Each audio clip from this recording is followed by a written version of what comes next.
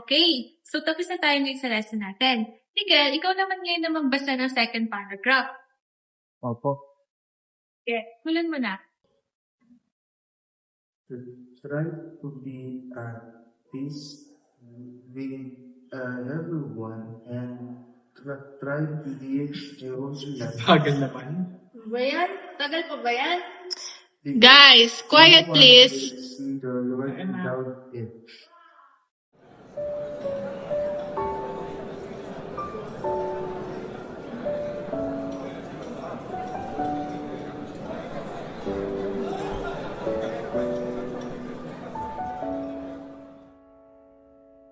Hirap naman.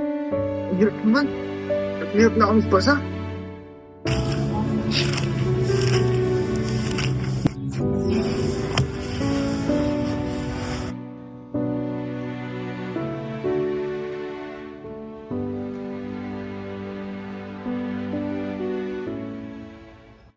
Magandang umaga. Ako nga pala si Student Nurse Ana mula dito sa School Clinic.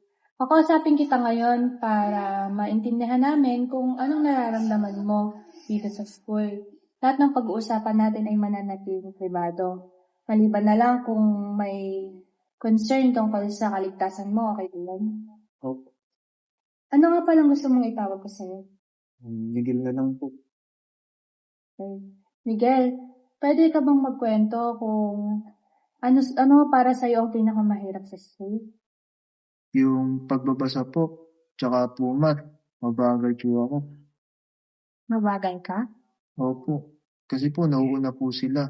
Ako po, hindi pa tapos. Anong nararamdaman mo kapag ganun yung nangyayari? Nahihiya po ako. Parang naramdaman ko po kasi nakapag-iwanan ako. Saka po parang hindi po ako matalino. Masakit na marinig mo na sa sarili mo na hindi ako matalino. Natural lang na makaramdam ka ng hiya kapag pakiramdam mong naugali ka. Pero hindi ibig sabihin nun ay wala kang kakayahan. Opo. Kapag nagdi-discuss ang teacher, nakukuha mo ba agad? Hindi po. Pero kailangan ko po laging pilit-pilitin. Kailangan mo ng paulit-ulit na paliwanag? Opo. Okay, Miguel. Kailangan ko nang makausap yung mother mo. Tatawagin ko lang sa saglit sa labas. Okay. Oh, sige po.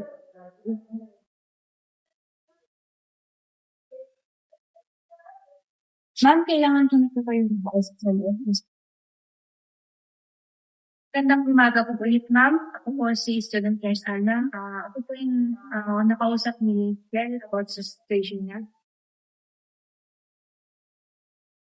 Mukha po bang malaman kung napapansin niyo ba kung mas natututo si Miguel kapag hinahati-hati yung step ng instruction? Opo. Kapag mas hinahati-hati po yung mga butos, mas naiintindihan mo. Miguel, ang naranasan mo ngayon ay nakakahulugan lang na mabagal ang pagluluto mo. Pero natututo ka pa rin. Kailangan lang ng tamang paraan at mas maraming oras. Hindi po, ma'am. Hindi po ako bobo. Hindi, Miguel. Iba lang ang paraan ng pagkatuto. Miguel. Miguel. Kapag sinasabi mo mabagal ako, anong sinasabi ng isip mo tungkol sa sarili mo? Po, ma'am. Na parang hindi po ako kasing galing po nila. Masakit maramdaman na naiiyak ka. Kapag ba sobrang hiya o lungkot mo, naiisip mo bang saktan ang sarili mo? Ano po, ma'am? Hindi naman po. Pero po, naiiyak lang po ako. Maraming salamat sa pagsasabi mo ng totoo. Maganda yan. Miguel, kapag nahihiya ka sa klase, anong ginagawa mo para kumalma? Ma'am, huminga po ng malalim. O kaya po, nagtatanong po kay teacher. Magandang ideya yan. Ma'am, makakatulong po kung hahatiin ang homework sa maliliit na bahagi. Bibigyan siya ng sapat na oras at pupurihin ang effort, hindi lang yung kanyang grado. And makikipag-coordinate po kami sa teacher para sa academic accommodation tulad ng mas simpleng instruction para sa kanya. at paulit-ulit na pagpapaliwanag kung kailangan.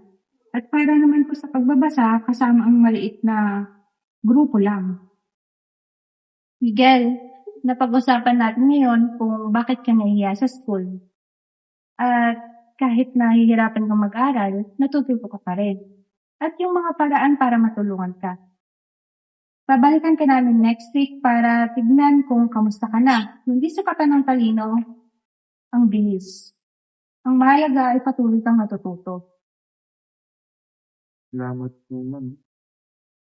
Ma'am, mag-schedule po tayo ng follow-up next week para ma-monitor natin ang progress ni Miguel. Maaari po kayong lumapit anumang oras kung may concerns kayo. Maraming salamat po. Okay po, Sir Nurse. Maraming salamat. Okay, ma'am, hanggang dito na lang po yung oras at napag-usapan na rin po natin na i-schedule siya next week. Okay po. Thank you po, Nurse. Thank you.